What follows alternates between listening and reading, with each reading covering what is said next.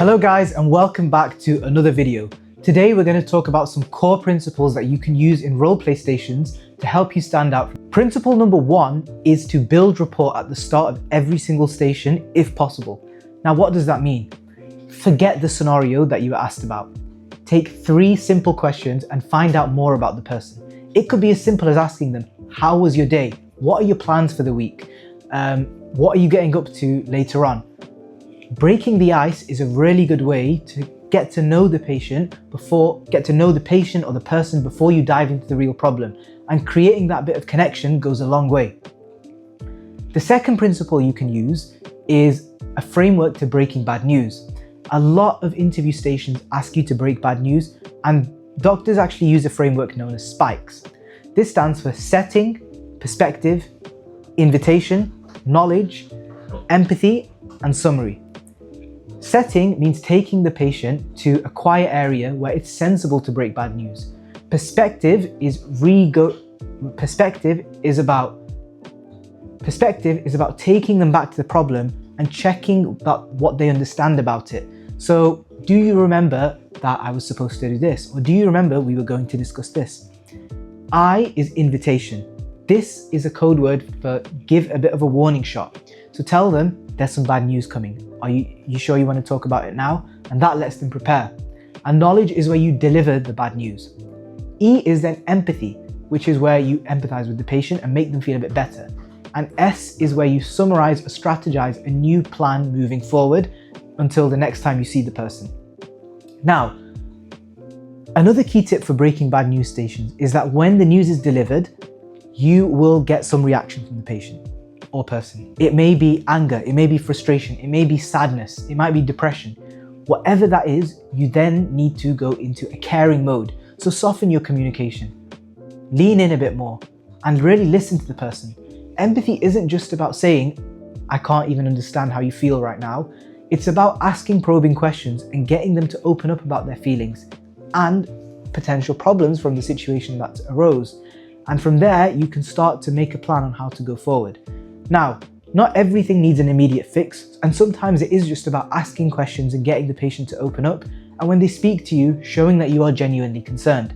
The patient may never even thank you by the end, or they may not feel better, and you could have done a really good role play. So don't think that the patient's or person's reaction is a reflection of how good you've done. It's never easy to read.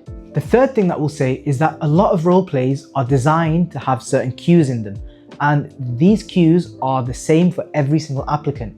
And often the interviews want to test how you deal with something. So for example, one of the cues might be that a patient in a dental practice or medical practice is asking you to reveal information about their partner.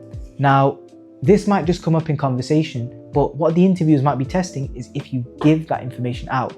So what's happening here is within role plays themselves, apart from your communication, sometimes your core ethical principles can be tested to see if you understand the pillars of ethics. So be on the lookout for that. The fourth principle is to develop the ability to ask a lot of questions and get more out of people.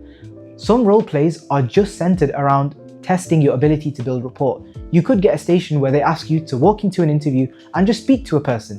Literally just have a conversation. And what they're trying to see there is that you have the ability to start a conversation, keep it going, find out about a person's interest, ask probing questions.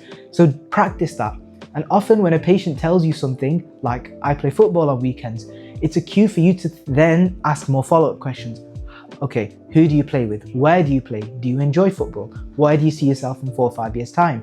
Is it something you want to take professional? So take something they say and ask them loads more about it.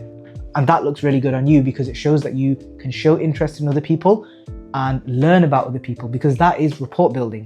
And psychology even shows that people love talking about themselves. So the more you can ask open-ended questions to get people to open up, the more comfortable and the more they like you. The fifth and final tip is to never judge your performance. You will probably walk out of most role plays and think you butchered them because the patient acted really wild or really sad, or their emotions were just out of control and you didn't actually do anything to fix the problem. Remember, role plays last for 5 to 10 minutes, and that isn't enough time to often get to the bottom of a lot of the problems that are given to you. It's not about finding a solution, it's about making the person feel better. So as long as you follow the other sort of principles we've talked about in the first 4, then you're going to be in a good position. So take this on board when doing role plays, and hopefully, if you follow this advice, you will be one of the standout applicants.